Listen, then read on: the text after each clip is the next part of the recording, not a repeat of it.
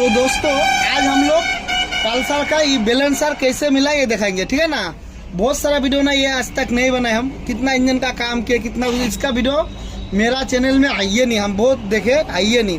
तो फटाफट से हम इसका टाइमिंग कैसे मिला है हम दिखा देते। देखो ये देखो इधर नहीं आता है ना, ये जाएगा कम से कम 2 घाट देना होगा, ठीक है ना। इधर जाएगा और ये इधर नहीं जाएगा, एक जगह इधर एक जगह इधर। हाँ मतलब ये अगर दो घाट मिलाना है, ये भी 2 घाट मिलाना है, तो क्या होगा टाइमिंग सही मिलेगा। अगर ये देंगे 2 घाट, ये देंगे 3 घाट, सही नहीं है। तो आप एक काम कर सकते हैं, अगर ज़्यादा पुराना हो गया गाड़ी तो 3 चूड़ियाँ मिला दीजिए। देखिए यहाँ से 1 2 हो गया 3, टोटल 4 चूड़ियाँ होता है, ठीक है ना। 3 मिला दीजिए।